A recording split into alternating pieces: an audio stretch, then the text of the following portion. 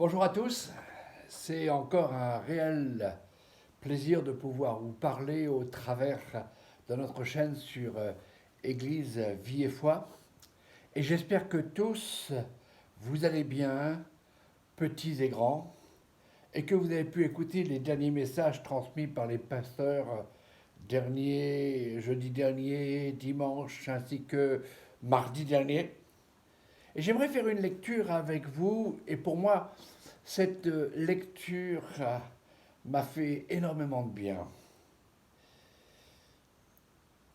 Il est important de, de- de lire la parole de Dieu. Prendre le temps de lire la Bible. La parole de Dieu est un traitement efficace pour notre santé spirituelle. Le livre des Proverbes nous dit au chapitre 4, verset 4, que ton cœur retienne mes paroles, observe mes préceptes, et tu vivras. Écoutez bien les deux versets suivants, versets 5 et 6. N'oublie pas les paroles de ma bouche et ne t'en détourne pas. Ne t'abandonne pas. Ne l'abandonne pas. Elle te gardera. Aime-la et elle te protégera. Et puis, on voit aussi verset 13, garde-la cette parole, car elle est ta vie. Au verset 22, c'est la santé pour tout le corps. Avez-vous entendu, frères et sœurs et chers amis, c'est la santé pour tout le corps.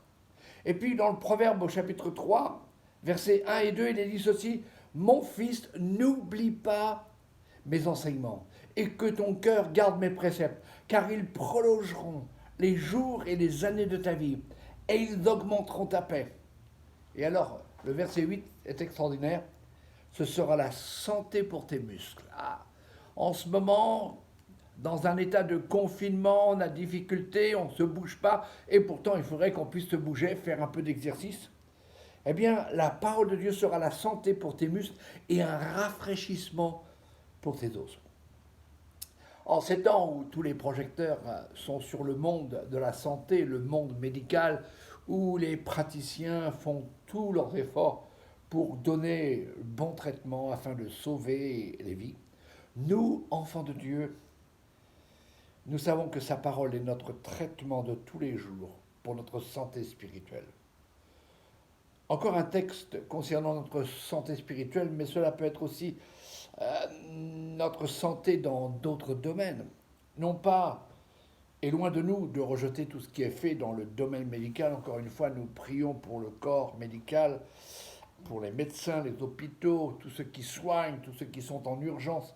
Et puis aussi tous les membres de nos églises qui sont dans le travail milieu hospitalier. Mais écoutez ce texte et notez-le pour pouvoir le relire, comme le Proverbe chapitre 3, chapitre 4, le psaume 107. Psaume 107, verset 20. Il envoya sa parole et les guérit. Il les fit échapper de la fosse. Et j'en viens au texte de notre petite causerie pour notre méditation de ce soir, ce jeudi, où normalement on se rassemble pour un temps de prière et un temps d'étude biblique. Et nous savons que tout texte est inspiré de Dieu, utile pour enseigner, pour convaincre, pour corriger, pour instruire dans la justice. Vous trouvez ça dans 2 Timothée 3, 16. Mais voici le texte qui m'a fait beaucoup de bien. Dans l'évangile de Jean au chapitre 20, simplement 2 versets, 19 et 20. Prenez votre Bible, soulignez ce texte, ou entourez-le avec un surligneur, peu importe la couleur, ou écrivez-le sur un papier et mettez-le sur votre réfrigérateur pour ne pas oublier cet événement. Comme certainement dans l'histoire de notre France, on n'oubliera pas cet événement du confinement, de ce virus, de cette destruction des vies. Alors lisons ce texte dans Jean chapitre 20, versets 19 à 20. Peut-être on peut le lire à haute voix, peut-être vous pouvez le lire à haute voix, peut-être vous pouvez aussi le lire et vous devez le lire à vos enfants, à votre épouse. Voici ce qu'il est dit au verset 19. Jean chapitre 20, verset 19. le soir de ce jour qui était le premier de la semaine, les portes du lieu où se trouvaient les disciples étaient fermées à cause de la crainte qu'ils avaient les Juifs. Jésus vint et se présenta au milieu d'eux et leur dit, la paix soit avec vous. Et quand il eut dit cela, il leur montra ses mains et son côté. Et écoutez bien, les disciples furent dans la joie en voyant le Seigneur. Ce texte nous raconte les quelques réactions qui se sont produites devant les évidences de la résurrection de Jésus. Et dans quelque temps, on va arriver à Pâques, on pensera à la passion du Christ, on pensera aussi au matin de Pâques où Jésus-Christ est sorti victorieux du tombeau. Marie de Magdala alla vers les disciples pour leur dire qu'elle avait vu le Seigneur. Quelle est la réaction des disciples? La joie, le bonheur, une certaine euphorie, une exaltation, pour ne pas dire une excitation dans l'air? Non, pas du tout. Et le jour de sa résurrection, personne n'attendait Jésus. Les disciples ne l'attendaient pas. 2 s'éloignaient de Jérusalem. Les autres, et même 2 d'entre eux, avaient été au sépulcre et avaient découvert qu'il était vide. Et la Bible nous dit que le lieu où ils s'étaient réunis, les portes et les fenêtres étaient fermées. Et puis il y en avait un des disciples qui manquait, Thomas. N'est-ce pas un peu comme ce que nous vivons en ce moment? Les disciples étaient dans un confinement complet. On est là, chacun chez nous, et on entend constamment, pour sauver des vies, nos vies, restez chez vous. Et ce confinement est bénéfique pour tous, mais il peut et doit aussi être bénéfique pour chaque enfant de Dieu au niveau spirituel et au niveau de la relation familiale, de la communication. Les disciples étaient confinés, enfermés pour nous protéger de l'extérieur. Ils étaient là. Et il est vrai que nous-mêmes, on est confinés parce qu'il y a un danger à l'extérieur. Mais peut-être non seulement nous sommes chez nous, enfermés, confinés, mais notre cœur, notre esprit, nos pensées, tout cela peut être enfermé dans une tristesse, dans une angoisse, dans une peur, dans une déception, dans une frayeur grandissante. Les disciples étaient enfermés à cause du danger extérieur. Les Juifs les avaient menacés et on les recherchait à cause d'une accusation grave. On disait qu'ils avaient volé le corps de Christ, pour ne pas dire qu'il était ressuscité. Et les Juifs étaient pleins de haine contre les disciples. Est-ce que nous sommes enfermés par peur de l'extérieur et aussi de ce qu'on peut dire sur les évangéliques, et Dieu sait combien on parle sur les évangéliques actuellement? Sommes-nous enfermés et ne disons plus rien au niveau de notre paix, de notre foi, par peur de ce que l'on va dire de nous? Sommes-nous enfermés, confinés dans notre cœur, dans notre esprit, parce que nous avons peur de l'avenir, de notre pays, de notre nation, peur de l'économie, peur de ce qui peut se passer dans le monde? Et dans des moments de confinement, nous avons encore un rôle à jouer. Nous avons un message à transmettre, c'est l'Évangile. Parce que l'Évangile nous dit, et nous le croyons, Jésus est vivant, il est ressuscité, il n'est pas parmi les morts. Oui, mais pour l'instant, pasteur, on est coincé chez nous, il n'y a pas grand-chose qu'on puisse faire. Une minute, mes amis. Regardez ce qui s'est passé. Portes et fenêtres étaient fermées. Et ce que j'aime beaucoup, c'est Jésus se présente au milieu d'eux et leur dit, la paix, la paix, la paix soit avec vous. On peut être enfermé, confiné de n'importe quelle façon, dans n'importe quelle situation, dans n'importe quelle attitude, dans n'importe quel sentiment.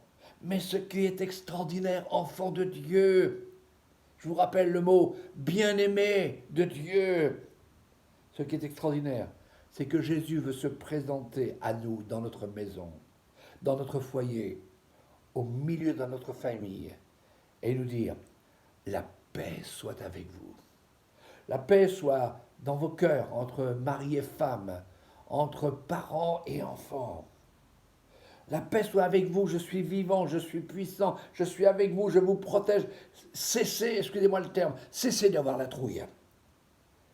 Est-ce qu'il n'y a pas un confinement qui est ordonné par le Seigneur lui-même dans Matthieu 6, verset 6? Quand tu pries, entre dans ta chambre, ferme ta porte. C'est un confinement. Et prie ton Père qui est dans le lieu secret. Lui aussi est un confinement, il est dans une intimité avec nous. Il veut nous rencontrer. Et ton Père qui me voit dans le secret te le rendra. En tant que parent, en tant que papa, en tant que maman, est-ce que dans ce confinement, on inspire la paix à nos enfants? Est-ce que même confinés, enfermés, peut-être à double tour, nos enfants et nos petits-enfants savent que Jésus est là? Il est dit, il se présenta au milieu d'eux. Jésus veut être le centre de notre maison, le centre de notre foyer, le centre de notre famille, le centre de notre relation en tant que couple. Au centre, Jésus, et l'atmosphère change. Au centre de nos pensées, au centre même de nos inquiétudes, et elles disparaissent. J'aimerais vous parler pendant quelques instants de différents confinements que l'on trouve dans la Bible. Pas si vous vous rappelez du confinement à Jérusalem, du temps de Jérémie. Il y eut un siège à Jérusalem par le roi de Babylone, Nebuchadnezzar. Et ce qui était aussi une occasion pour un retour vers le Seigneur, un retour à la prière, un retour à la repentance, mais aussi un retour au miracle. Et Élisée, le prophète, vivra la fin d'un confinement. Et Élisée va dire, écoutez la parole de l'Éternel, ainsi parle l'Éternel, demain à 7 heures, on aura une mesure de fleur de farine pour un cycle et 2 mesures d'orge pour un cycle, à la porte de Samarie. Et l'officier sur la main duquel s'appuyait le roi répondit à l'homme de Dieu, quand l'Éternel ferait des fenêtres au ciel, pareille chose arriverait-elle?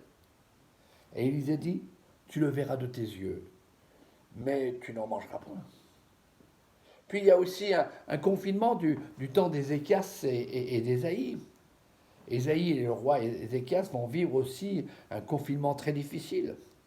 Il est dit, or il arriva le 14e année du roi Ézéchias que Sennacherib, roi des Assyriens, monta contre toutes les villes closes, de Juda. Et il les prit, il les assiégea. Il y avait une guerre psychologique de Sennacherib contre Ézéchias. Il a fait des menaces. Il a dit ce qu'il ferait lorsqu'il entrerait dans les villes.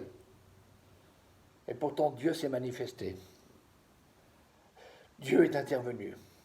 Dieu s'est présenté à ce peuple.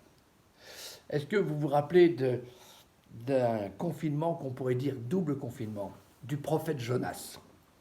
Vous rappelez-vous du confinement de ce prophète? Les marins, il a fui l'ordre de Dieu. Au lieu d'aller dans une ville pour prêcher la repentance, la colère de Dieu qui allait s'abattre et dire il faut vous repentir, il est parti ailleurs. Et puis voilà que Dieu a fait souffler une tempête devant son prophète désobéissant. Et les marins ont eu peur. Ils ont imploré chacun leur Dieu. Et ils jetèrent dans la mer les objets qui étaient sur le navire afin de le rendre plus léger. Et vous savez quoi?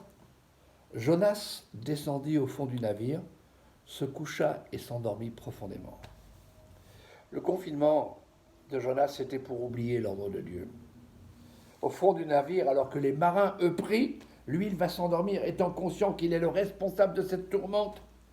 Et là, dans ce dernier confinement, pendant il y a quelque chose de grand. Il est là, et puis on va le réveiller.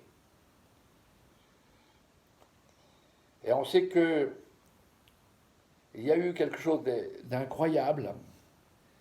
C'est qu'il a demandé, il a dit, je suis fautif, jetez-moi par-dessus bord. Et puis, il y a eu ce confinement dans le ventre du grand poisson.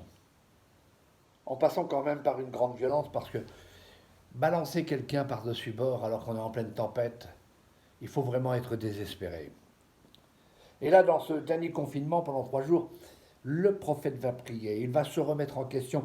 Et Dieu, dans sa grande bonté, va libérer ce poisson de cette lourdeur qu'il a sur l'estomac. Vomir un prophète désobéissant sur la plage. Il y a encore bien des confinements injustes dans la Bible, comme vous connaissez le confinement de Joseph en prison, qui a été accusé. Mais là, Dieu va se présenter à lui dans la prison. Et il va avoir la faveur du chef de la prison. Et ce confinement va le conduire à être au deuxième rang du gouvernement. Vous connaissez aussi un autre confinement, je veux passer rapidement sur les détails, mais Moïse qui est né et la menace de tuer tous les enfants mâles. Et la maman de Moïse va confier son fils dans une petite embarcation fait d'osier et l'abandonner sur le Nil. Et de là, Moïse passera par plusieurs confinements. Il a été aussi à la cour du roi d'Égypte. Puis après, vous connaissez l'histoire, la fuite de l'Égypte. Il se trouve dans le désert, encore un confinement. Puis au pays de Madian, lui, le prince de l'Égypte, gardant des brebis. Puis il y a un confinement sur la montagne devant le buisson ardent. Il rencontre Dieu, il entend Dieu, il reçoit les instructions pour la délivrance de son peuple. Est-ce que cela nous parle? Dans ce temps de confinement, prenons le temps d'être devant Dieu, de l'écouter. Puis on verra aussi lorsque Moïse sera en confinement pendant 40 jours et 40 nuits sur le mont Sinaï pour recevoir l'étape de la loi de Dieu. Permettez-moi de vous parler encore du confinement, celui-ci extraordinaire de Jésus. Est-ce que je peux parler aussi de ce confinement rejeté par sa famille, rejeté par son peuple? Et puis il a commencé son ministère par un confinement dans le désert, la tentation. Puis très souvent, Jésus va se trouver seul dans la prière avec son Père. Puis à la fin de sa vie, Jésus seul dans le jardin de Gethsémane. Et il dira à ses disciples, vous n'avez pas pu veiller 1 heure avec moi. Confinement devant le tribunal de Hérode, devant le tribunal de Pilate. Et puis sur la croix, lorsque son Père détourne le regard, il meurt sur la croix. Ce confinement va l'amener au tombeau, puis il va descendre au séjour des morts pour prêcher la bonne nouvelle parce qu'il est le vainqueur de la mort. Tout ce confinement peut nous amener, pour nous amener dans la présence de Dieu, avoir cet accès libre au trône de Dieu. Il a été séparé de son Père pour que nous ayons un nouveau contact avec le Dieu de compassion et de miséricorde. Mes frères et sœurs, j'aimerais terminer en revenant à notre texte.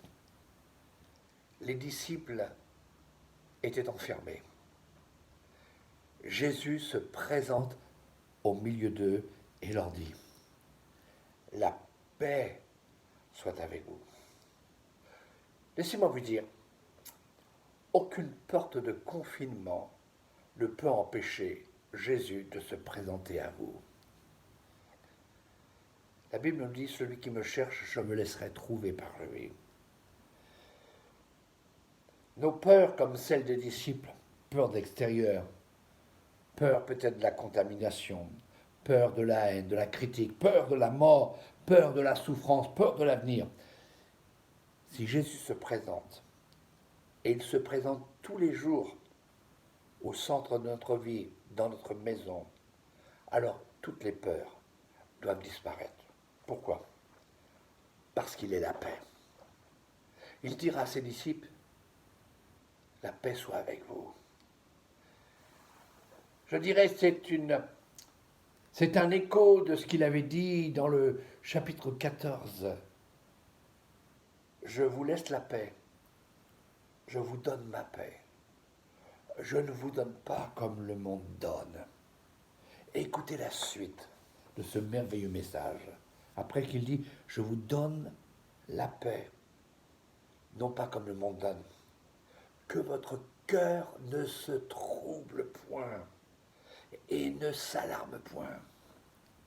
N'est-ce pas merveilleux de savoir que Jésus se présente au milieu de nous? Lorsque nous sommes confinés dans notre maison ou confinés parce que nous travaillons d'une façon, je dirais, au niveau des ordinateurs où nous allons dans notre bureau, nous sommes confinés, nous n'avons pas le droit d'avoir de contact avec les autres, mais on peut avoir un contact. Et Jésus veut avoir un contact avec nous. Que votre cœur ne se trouble point et ne s'alarme point. Voici les paroles de conclusion, paroles de bénédiction. La paix soit avec vous. La paix soit avec toi, papa, avec toi, maman, avec vous, les enfants. Cette paix de Dieu qui vient du prince de la paix, qui surpasse toute intelligence, elle doit garder nos cœurs et nos pensées en Jésus-Christ. J'aime bien, on peut dire oui, oui, mais mes pensées sont en Jésus-Christ. Mais pour que tes pensées soient en Jésus-Christ, il faut qu'il soit au milieu de tes pensées. Et le texte nous dit, il se présenta au milieu d'eux. Il est venu pour leur dire, je dois être au centre de vos moments difficiles. Je dois être au centre de votre épreuve. Je dois être au centre de la tourmente. Je dois être au centre de votre souffrance. Pour que vos pensées soient en moi. Et non pas ce que vous ressentez, mais que vous puissiez me regarder. Vous trouvez cela dans Philippiens chapitre 4, verset 7. Il gardera vos cœurs et vos pensées en Jésus-Christ. La paix soit avec vous. La paix soit en vous. La paix soit dans votre maison. La paix soit aussi dans votre chambre à coucher. Pour que vous puissiez, après avoir prié, vous endormir dans un sommeil qui va être bénéfique pour vous. La paix doit être aussi dans la chambre de vos enfants. Ils ne doivent pas s'endormir avec de l'inquiétude, mais ils doivent s'endormir parce que les parents sont dans la paix et parce que Jésus est au milieu de la maison. Et puis, si la paix est dans notre maison, la paix viendra dans le quartier, elle viendra chez les voisins. Un impact de paix autour de nous. Il ne s'agit pas de faire du fanfaronnisme, mais la paix de Dieu, comme je l'ai dit dans un dernier message, la paix et le calme, la tranquillité du Fils de Dieu. Pourquoi? Parce qu'il est là. Il est au centre de notre vie. Il se présente tous les jours à notre maison. Mes amis, mes frères et sœurs, et chères familles, Jésus dit, et je prononce sur vous de la part de Jésus, la paix soit avec vous. Restez en paix. Vivez cette paix dans sa présence. Prions un instant. Je vous invite à vous courber dans la prière et à chercher Dieu. Et par la foi, sachez que Jésus, même si votre maison est fermée, se présente au milieu de vous. Entre vous, femmes et maris, entre vous, parents et enfants. Et cette paix va aussi sur vos familles qui sont au loin. Vous devez avoir la paix de Dieu concernant vos familles, parce qu'il les protège aussi. Il répond à votre prière. Prions ensemble. Seigneur, je veux te bénir de ce que tu viens à nous chaque jour, au travers de ta parole, au travers de ce que nous pouvons ressentir dans notre cœur, et spécialement lorsque nous prononçons le nom de Jésus. Ce nom qui est si merveilleux, ce nom qui est si miraculeux, ce nom qui est si glorieux, ce nom qui est si puissant, ce nom qui est au-dessus de tout nom. Et Seigneur, je veux prononcer le nom de Jésus à la fin de ce message et à la fin de ma prière. Et je veux prononcer le nom de Jésus qui est la bénédiction pour tous les enfants de Dieu. Et je veux vraiment dire, tu es au milieu de nous, même si nous sommes séparés, tu nous rassembles. Et nous entendons cette voix qui nous dit que votre cœur ne se trouble point et ne s'alarme point. La paix est avec vous. Merci Seigneur de ce que tu prends soin de mes bien-aimés, tu prends soin des églises, tu prends soin des serviteurs de Dieu et tu prends soin aussi de nos familles pour lesquelles nous prions.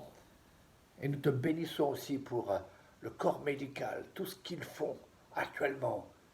Mais notre pays de France, comme l'Europe, comme le monde entier a besoin de revenir au prince de la paix, a besoin de revenir à cette paix que nous trouvons en Dieu par Jésus-Christ. À ton nom soit seule la gloire. Nous t'adorons, nous élevons ton nom, nous t'aimons. Merci de ce que tu te présentes tous les jours au milieu de nous. Et la nuit, tu veilles sur nous. Nous te bénissons. Gloire te soit rendue, Seigneur. Amen. Que Dieu vous bénisse et à dimanche prochain.